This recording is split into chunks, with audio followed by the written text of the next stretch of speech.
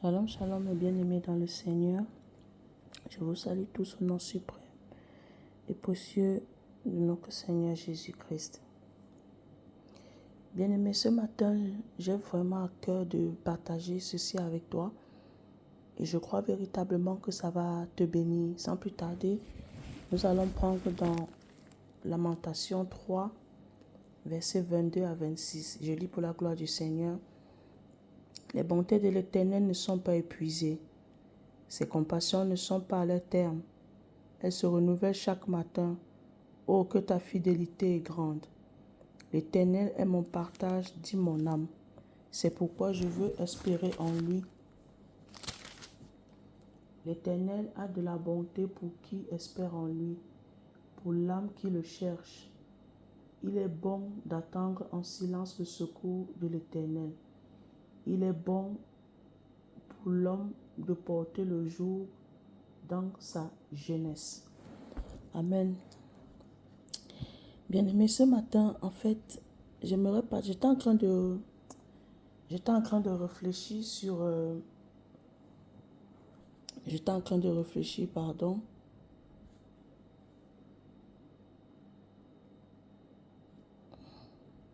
J'étais en train de réfléchir et c'est monté dans mon esprit comme ça. Bien-aimé, je vais te parler d'une vérité, d'une vérité, hein. Tu appelles ça comme tu voudras. Dieu est bon. Dieu n'est pas bon parce que c'est nous les hommes qui le disons, ou qui l'avons déclaré, ou qui l'avons décrété, ou c'est nous qui avons, comme on a vu dans l'église primitive, ce sont les habitants d'Antioche qui ont appelé les chrétiens chrétiens, parce qu'ils ont vu Christ en lui, en eux. Parce que les habitants d'Antioche ont vu Christ en les chrétiens de l'église primitive. Voilà pourquoi ils leur ont donné le nom de chrétiens. Ça, ce sont les noms qu'on les a attribués, on les a donnés à cause, parce que on avait une attitude, un comportement, un caractère identique à Christ. Donc, chrétien, c'est une identité liée à Christ. Ressembler à Christ, être comme Christ. Voilà pourquoi on a appelé les chrétiens de l'église primitive chrétiens. Mais ici, ce que je suis en train de parler, Dieu, personne ne l'a attribué le nom chrétien, le nom Dieu est bon. Dieu n'est pas bon parce que c'est nous les hommes qui avons décidé. Dieu n'est pas bon parce que c'est un décret des hommes. Dieu n'est pas bon parce qu'il a manifesté son amour, sa fidélité envers nous. Et voilà pourquoi on dit que Dieu est bon. Bien-aimé, Dieu est bon. Un point, c'est tout. Dieu est bon, point. Ça veut dire que même dans les temps difficiles par lesquels nous pouvons passer, Dieu demeure bon.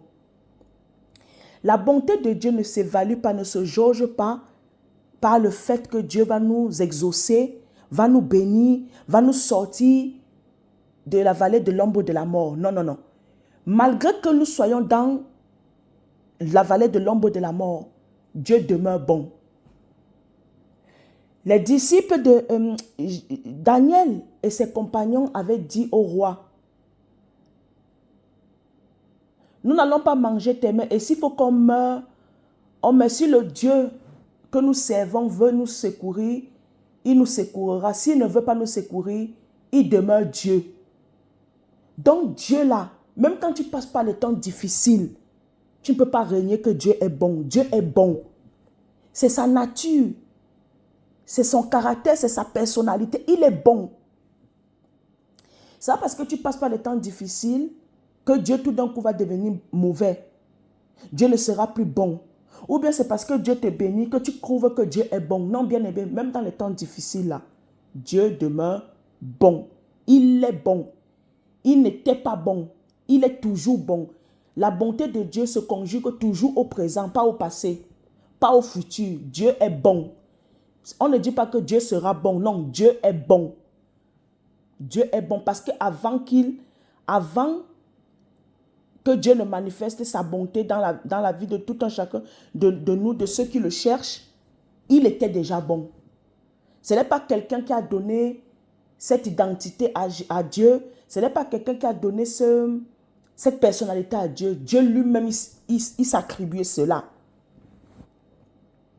Mais je vais aller en profondeur de mon message, bien-aimé. Bien-aimé, écoute-moi. Vous savez, nous les chrétiens, on croit toujours que quand on parle des bontés de Dieu, ne sont pas épuisées, elles ne sont pas à leur terme, elles se renouvellent chaque matin. On pense toujours, on va toujours lier ça peut-être à l'argent, aux opportunités.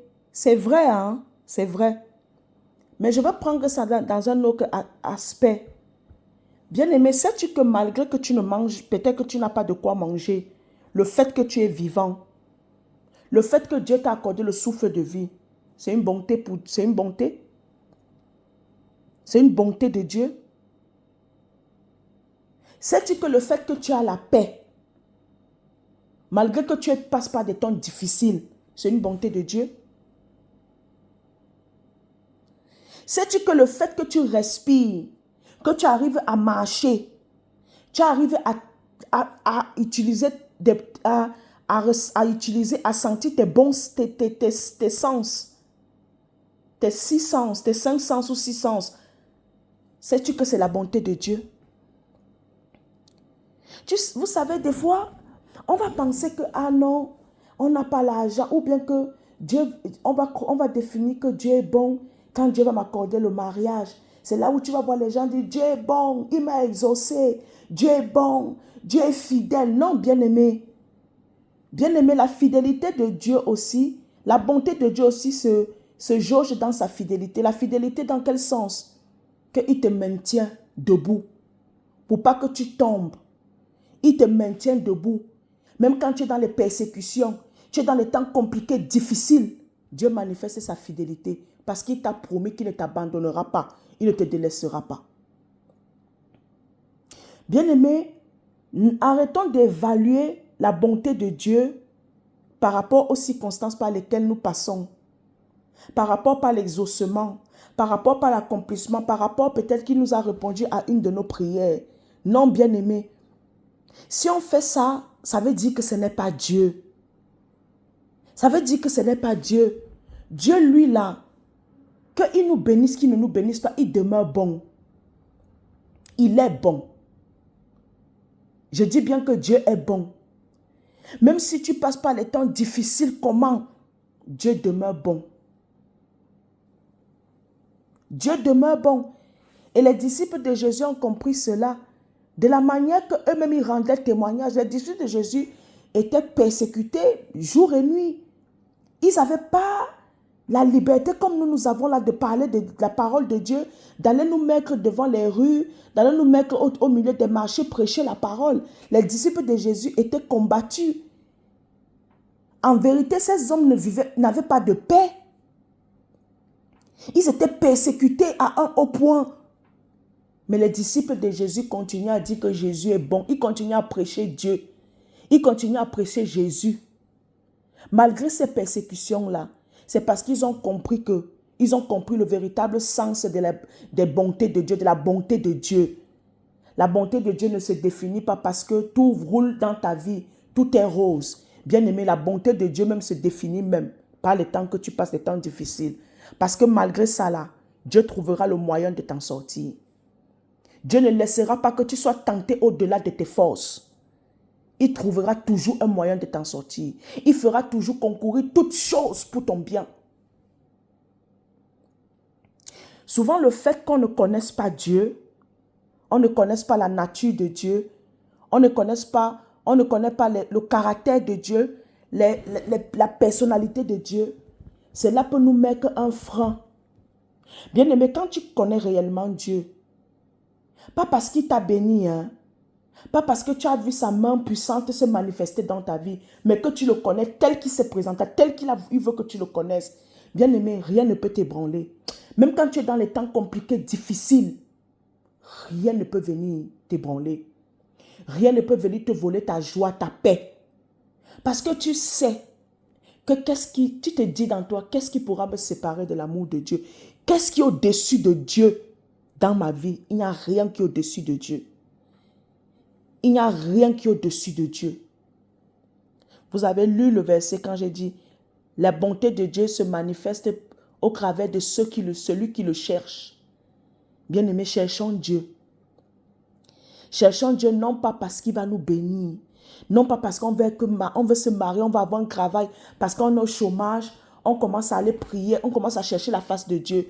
Mais lorsque nous sommes bien, nous ne le cherchons pas. Non, bien-aimé, Dieu là, on le cherche quand ça va, même quand ça ne va pas. Surtout même quand ça va, on doit chercher Dieu. Dieu est toujours auprès de nous. Dieu est toujours auprès de nous. Dieu est en nous, il est auprès de nous, il est avec nous. Il est partout avec nous, bien-aimés. On doit comprendre ceci. Il a dit, je serai avec vous jusqu'à la fin du monde. Vos pères, ton père et ta mère peuvent t'abandonner, mais moi, l'Éternel, je ne te délaisserai pas. Dieu est sans cesse avec nous. Bien-aimés, en vérité, Dieu est bon. Dieu est bon. Les bontés de Dieu ne s'évaluent pas selon nos pensées à nous, les hommes. On doit toujours regarder chaque chose par laquelle nous passons avec les regards de Dieu pour comprendre, pour voir la bonté de Dieu qui est derrière.